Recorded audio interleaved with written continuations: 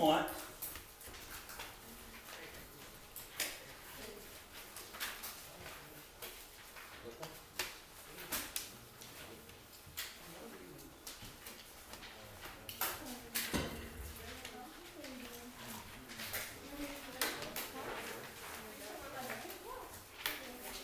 Alright, so for some of you who are experienced writers and you know how to do everything and you don't really need me, this is kind of like a formula.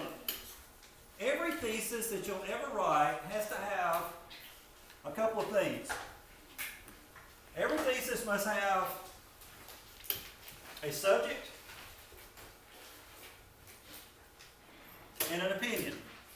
Okay, so whether we're writing just an argumentative essay that Goshen High School should not ban slides from school, we should allow students to wear slides. Even something simple like that, my topic is Goshen High School should,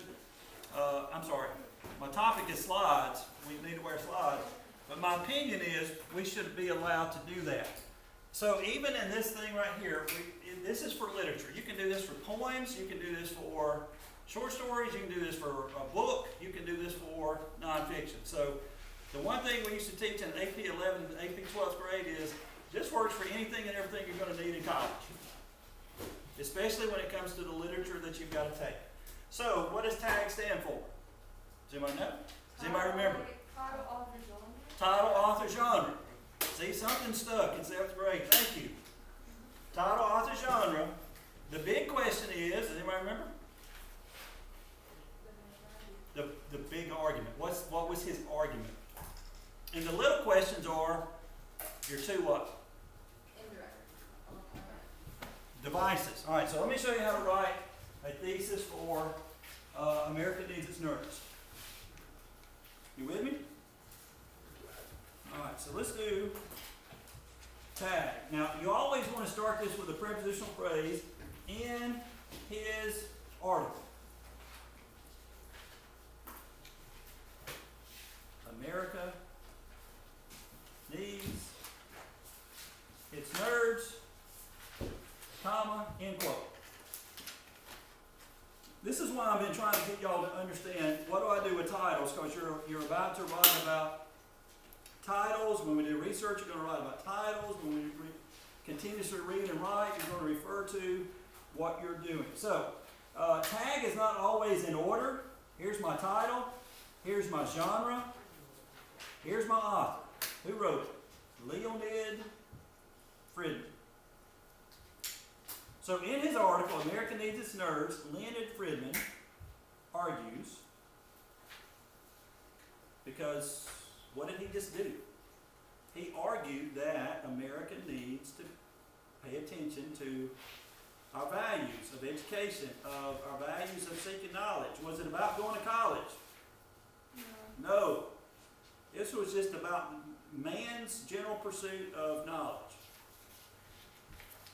We ridicule people who do that.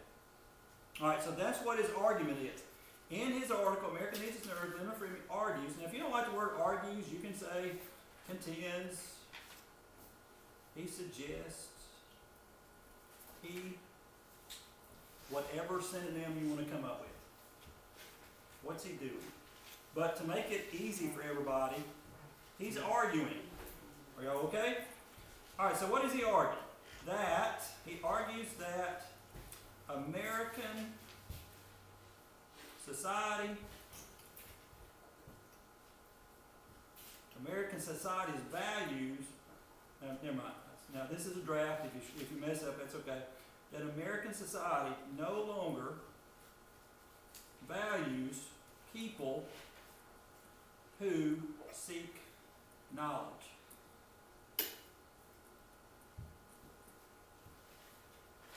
That's his argument. Or, as a reader, that's what I think the argument's about. When you're off at college, they hope that you have an opinion. They hope that you have an idea or a clue about something. So when you're at home and you've been told you got to read 15 poems over the next couple of days, and you've got to have an opinion about it. So some of you will Google search them and steal the opinion of someone else. Your professor already knows those opinions out there because that's what he gets paid to do. He knows what's out there. So I always encourage students, learn to have an opinion for yourself. But this is what I think. Now, if you got something different, great, wonderful, because you're going to have to support your opinion of why you understand it this way. All right? So you can get this wrong if you don't support your opinion. Does that make sense? What if your opinion is different from mine? What if your opinion is different from a future teacher? Can you be different? Yes. I encourage that. I was at Atlanta, in a college in Atlanta one time, and I was taking a course called 17th Century British Poetry, and I know it sounds exciting, but it was exciting at the time. And it's about the religious poetry. I'd already taken this before, so I'm thinking this will be easy, I can get a good credit, and I don't have to do any work.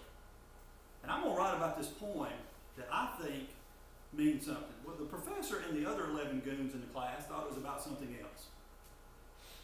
And so I had to write a paper disagreeing with him and everybody else. And at the end of the day, he couldn't fail me because I supported my opinion with logical and sound evidence. So feel free to disagree, but know that what you got to do afterwards may take some work and time. Make sense? All right. No longer by. I'm going to use this preposition by using what two devices do you understand? That's the little question. You understand the big question, well, how do you understand and what are you going to analyze for your little question? So my little question is going to be the answer to number 4 that I gave y'all on the passage. So what two devices do you understand the argument? I like, personally, figurative language. Most of you don't like figurative language because you've not had enough experience with it. But I'll give you one. What two devices does he understand? I understand imagery and hyperbole. All right, so I'm going to use those two in my thesis by using imagery and hyperbole. And that is your thesis. So, yada, yada, yada. I got the tag. Here's my author. Here's my big Q. Here's my little Q1. Here's my little Q2. All right, so that's the formula for any kind of thesis for literature, whether that's poetry, fiction, nonfiction, whatever. Okay? Do y'all have any questions? Now, is anybody give the kids a break? You're going to do the same thing in his article.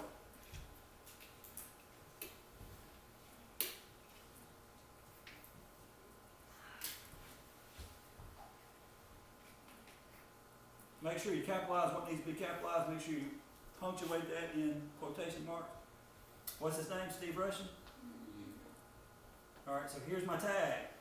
T-A-G. It's got to be there in the beginning. I don't care if you do it differently, but it's got to be in the beginning. Steve Russian argues. I'll change that later because I get tired of using the word argues over and over. So you can change it to something else. He argues that, what's your answer? Does anybody have an answer? Love it. That recess is being taken away from children for the wrong reasons. Now, how do you understand that? By using details and imagery. Here's my little question 1, little question 2, big question here, tag there. Y'all have any questions?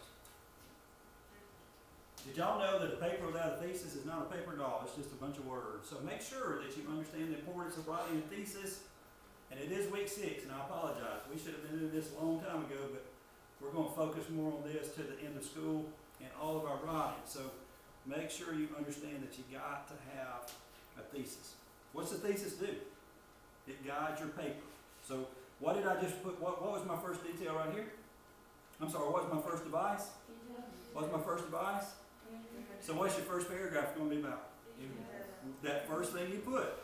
So if I'm going to put imagery here, my AEC is about to be about imagery. If I do details here, my AEC is about to be about that. So, are there any questions?